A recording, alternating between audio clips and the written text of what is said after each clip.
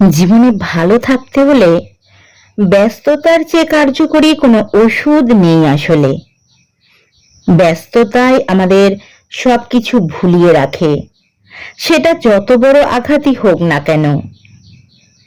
এই যে সময়ে অসময়ে মন খারাপ, জানলার গ্রিলে দাঁড়িয়ে বিষাদ ওড়ানো, সুযোগে কেঁদে নেওয়া, অযাচিত শোক,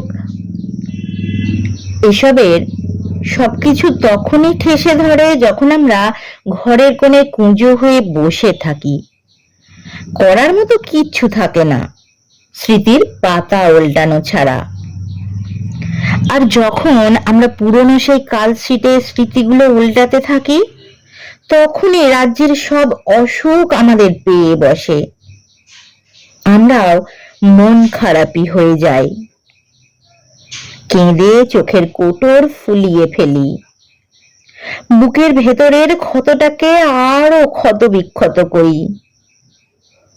আর যখন আমরা পুরোপুরি নিজেকে ব্যস্ততায় তলিয়ে ফেলি, কাজের চাপে হয়ে পড়ি নাজেহাল, তখন আসলে ওই যে কালশিটে স্মৃতিদের আর উল্টানো হয় না। মন খারাপ করার সময়টাও হয়ে ওঠে না। আর রাত্রিবেলা সারাদিন একটার পর একটা কাজ করে গেলে রাত্রিরে পেয়ে বসে ক্লান্তিরা, চোখ দুটো ঠেসে ধরে ঘুমে। তখন আর রাত জাগার সুযোগটা হয় না, চাইলেও চোখ দুটো খোলা রাখা যায় না কিছুতেই। তাই বলছি, ব্যস্ত হও, কাজ করো প্রচুর, সোজা কথায় বললে গাধার মতো খাটো। পা দুটো জিরোতে দিও না, মস্তিষ্ককে বসিয়ে রেখো না।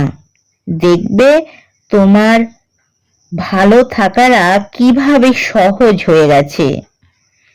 মন খারাপেরা লেজ গুটিয়ে পালিয়েছে অনেক দূরে।